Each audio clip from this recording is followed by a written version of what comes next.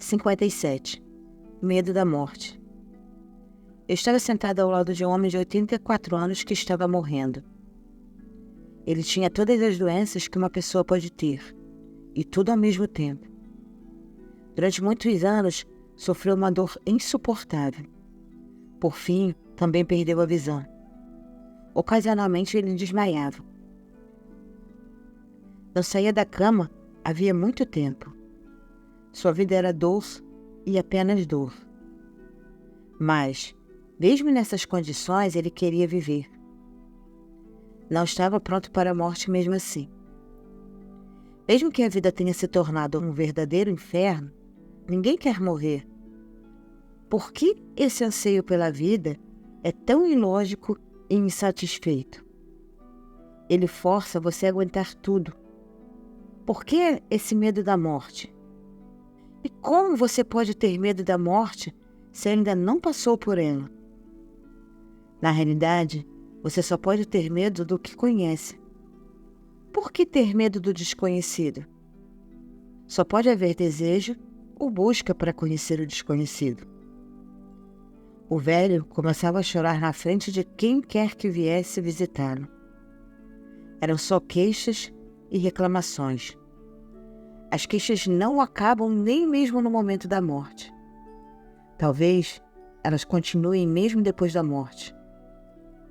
Ele já estava cansado de consultar todo tipo de médico, mas não perdia a esperança. Com a ajuda de um amuleto, ainda esperava viver. Encontrei-o sozinho e lhe perguntei: "Você ainda quer viver?" Ele ficou claramente sobressaltado. Deve ter achado minha pergunta de mau agouro.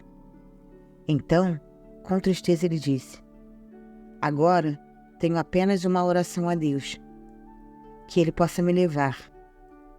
Mas estava escrito em seu rosto que não era verdade. Lembrei-me de uma história. Havia um lenhador. Ele estava desamparado, pobre, infeliz e velho. Não conseguia cortar a lenha nem mesmo para pagar sua comida. Seu vigor diminuía a cada dia. Ele não tinha mais ninguém no mundo. Um dia, depois de cortar a madeira na floresta, enquanto amarrara o fardo de lenha, ele murmurou: "Nem a morte vem em meu socorro e me salva dessa vida dolorosa da velhice." Mas, logo que pronunciou essas palavras, sentiu alguém parado atrás dele. Uma mão invisível e muito fria pousou no ombro dele. Seu corpo, sua respiração estremeceram. Ele se virou, mas não conseguiu ver ninguém. Mesmo assim, alguém certamente estava lá. O peso da mão fria era inegável em seu ombro. Antes que pudesse falar qualquer coisa, aquele poder invisível falou: "Eu sou a morte. Diga-me, o que posso fazer por você?" O velho lenhador ficou sem palavras. Era inverno, mas o seu corpo suava abundantemente.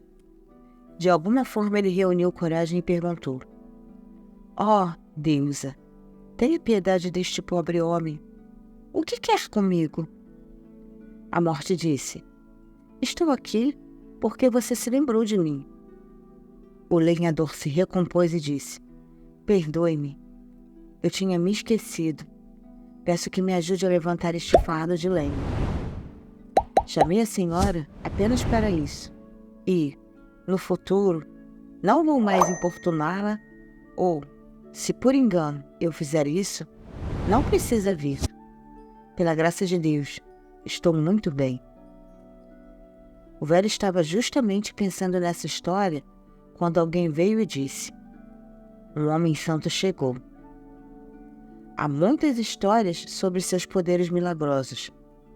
Devo fazê-lo entrar? Um brilho de esperança surgiu no rosto do velho e, de alguma forma, ele se sentou na cama e disse: "Onde está esse santo? Chame-o rápido. Não estou tão doente assim. Na verdade, são os médicos que estão me matando. Deus quer me salvar.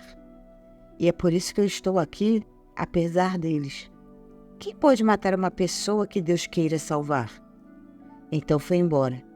Mas ao chegar em casa, recebi a notícia de que o velho não estava mais neste mundo. 58. O ego quer o que ninguém mais tem. Um multimilionário estava construindo um palácio. Assim que o palácio ficou pronto, ele começou a morrer. Isso é o que muitas vezes acontece.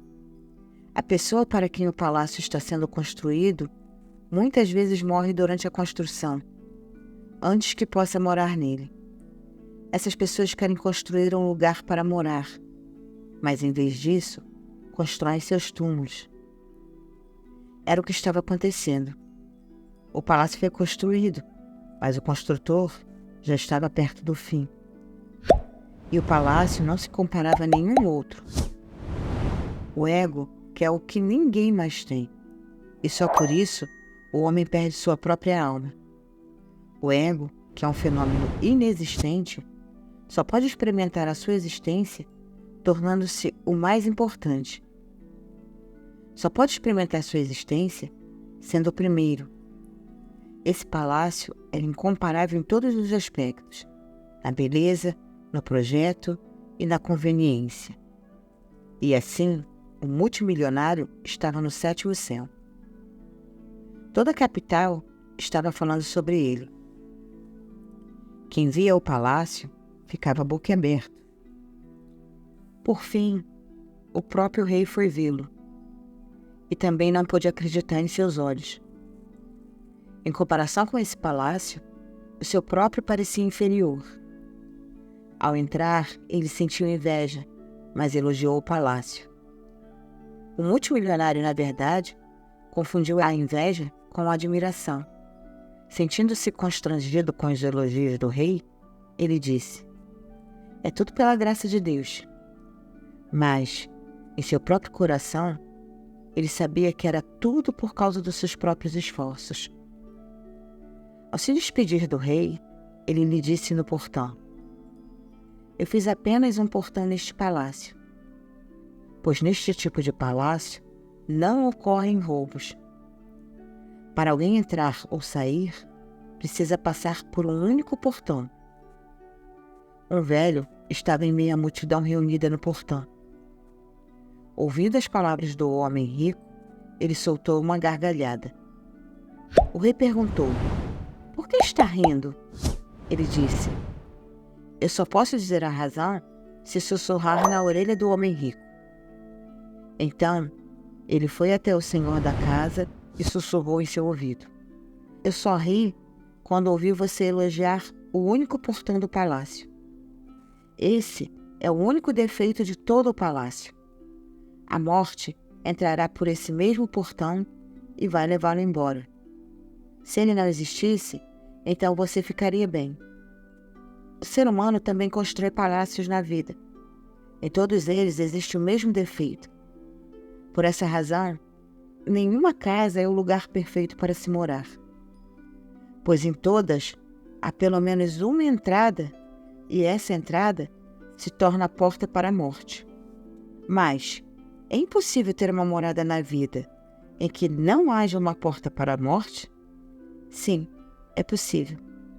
Mas essa casa não tem paredes, tem portas e mais portas. E como tem apenas portas, estas permanecem invisíveis. A morte só pode entrar através de uma porta. Onde há portas e mais portas, não existe uma porta para a morte. O ego cria paredes na vida. Então, para a entrada e saída do eu, ele tem que fazer pelo menos uma porta. E essa é a porta da morte. A casa do ego não pode ficar livre da morte. Sempre resta uma porta, e essa é a porta da qual estamos falando. Se não houver essa única porta, então o ego vai morrer, vai se matar. Mas existe vida sem ego.